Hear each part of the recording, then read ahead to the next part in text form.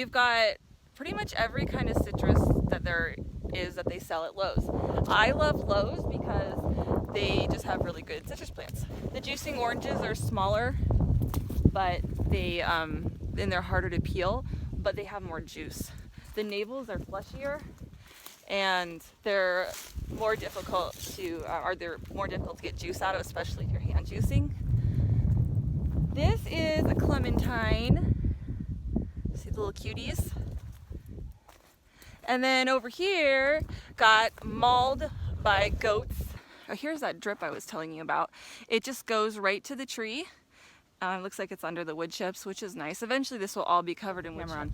See how the weeds don't grow where the wood chips are? The wood chips help so much with the weeds. I can't tell you how amazing these are. Your landscapers, they would love to dump these off at your house because it costs them money to take them to the dump. So win-win-win. There's the drip line. Eventually I'll be covered in drip. And look, the weed grows at the edge, but it doesn't grow in the wood chips. So this is my view from the front yard. Got this gorgeous view of the mountain and then just acres and acres and acres of desert in front of me. So it's pretty cool. This is a grapefruit. And we got another grapefruit right there. This is a key lime tree. And key limes are interesting. They have a really upright growth. The rest of the trees, I let them grow. By the way, you're probably wondering how old these are. When you plant them, they're already like 3 years old. So this particular tree has been in my ground for 3 years. So it's probably a 6-year-old tree total. But I've had it for 3 years in the ground. And I let them grow how they want to grow. Otherwise, you have to paint citrus. You have to actually paint the trunk because they get sunburned. So I just let them do what they want to do instead of training them to be a really pretty tree. But the limes have a mind of their own, and they do like the upright growth. Did you know limes are actually supposed to be yellow, like a lemon? But in the stores, they pick them early so they stay green. So you actually know a key lime is ready when it falls to the ground like this beauty right here and turns yellow. And then we got more oranges. There's a blood orange down there. And then these are newer trees. These guys are 2 years old. Oh, this is a normal like bear's lime, like the ones you'd get in the store. See, there's a lime. This is citrus season, by the way. Christmas time is citrus time here in Arizona, at least on my farm.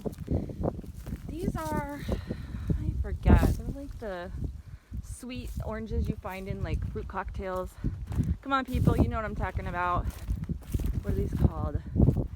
I can't remember what these are called. I don't know. I forget. Put in the comments below what these things are called. And here's a lemon. They've got kind of a different growth too. They definitely have like the arms reaching out and don't want to be more of a bush. They're kind of upright too. Now let's look at the olives. These might still have some olives if they haven't dropped them all. But we got so many olives this year. So olives do good if you have a pollinator. These are actually illegal in Phoenix. Yeah, certain areas, Phoenix for sure. It's illegal to plant olives because they've decided that olives have too much pollen, la la la. People with allergies.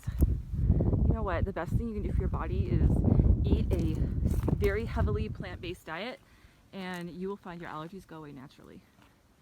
So anyhow, these are olives, and I could find you some cool olives to show you what they look like.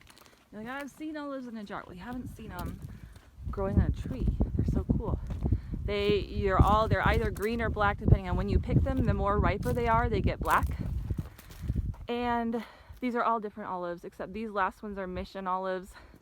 I've got a ton of varieties, and I planted them in the way that they would help pollinate each other. Some of them are good for oil, others are good for eating, and some are kind of good for both. So that's what the purpose of them is.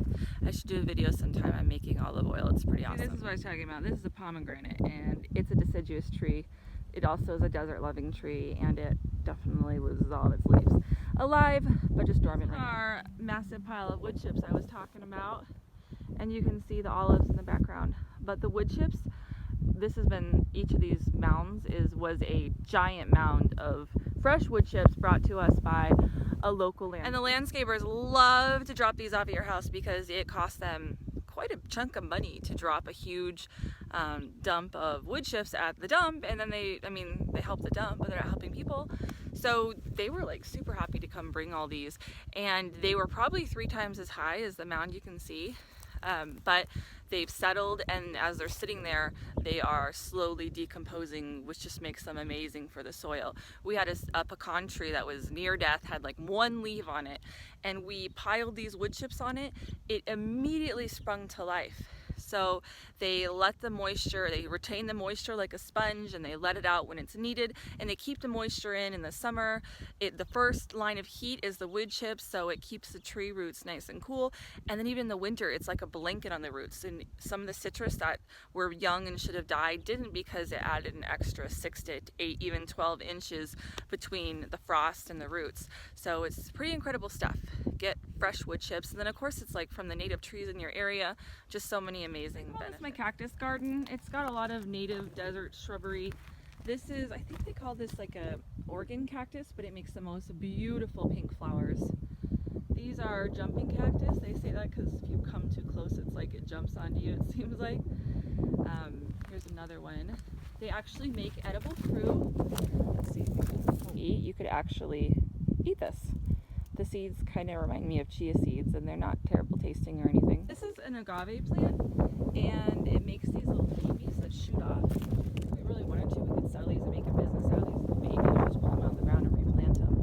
But they do this all on their own. They're like little offspring. And anyway, they get huge. Let's go see a huge one. These are pretty big. This is a desert broom, I think this is called. And it looks beautiful when it's all in flower, and the butterflies love it. But it makes these little things that transplant really easily. Okay, see, there's a big baby that's growing. They just squish together like that. So we do have a drip that runs through here, and they get watered. They need even less water than the citrus. Here's a huge one. And then they're called, this is a particular variety is the century plant, and it doesn't take 100 years, but it is rare. Once in a great while, they send out this huge stalk, it flowers, and then the plant kind of dies. But it's already made all these babies, so it just regrows again. See, that's the dead plant in there. It's like a jungle down here. I don't ever come in this garden. I have to fence this one because it actually is edible. I can't wait to eat this. This is, let's see if I can make the camera go through and focus. A nopales, which is, it's focusing on the cage. Come on, inside, we're looking here. There we go. This is a nopales plant, and it has pretty much no prickers, like barely any, and you can eat it like in Mexican dishes. Like you could slice it up and put it in a burrito. I was told this is a saguaro cactus. It was here when we moved in, because spines grow straight out, and it's grown actually quite a bit since we've lived here. It takes 70 years for them to make their first arm, and it makes the edible fruit that you can turn into jelly. This is a Jude. He's our big, awesome dog that guards the land and the animals more. This is kind of a sparser area of the cactus garden. Somewhere in here there's some aloe vera, but there's just the giant agave, the century plants. And this is actually what they make tequila and agave nectar out of. They use a different blue agave, which gets even bigger, but this is similar to what they do is they eventually we'll cut all the plants this way, just because I like to see what's underneath them, make sure there's no rattlesnakes. They cut this down and they call it the piña because it kind of looks like a pineapple. And then they open it up on the inside, they put water in it, and the water sucks the sweetness from the agave, and then it makes, you can either turn that into, boil it down, turn it into agave nectar, or you could, I don't know, somehow with fermentation and alcohol situation, you can make tequila. The cowboys used to tear this off and make a needle to sew up their clothes. That's what I've been told. You can break the little points off, which are incredibly dangerous and pointy, and some of the fiber comes with it, and you have an instant needle. Well, that is what's alive and green right now on the farm. In a few months, it will be warm again, or at least, well, please don't be warm in a few months. In a few months, it will be perfect weather, it'll be spring, and things will be growing, and I'll have my giant, gorgeous garden to show you, and all the trees will be blooming and flowering, and we'll do a flower visit. But until then, don't forget to hit subscribe so you don't miss all those videos coming up. And I'm so glad and so blessed that you watched this video. Give me a thumbs up if you enjoyed it or learned something new, and I will talk to you soon.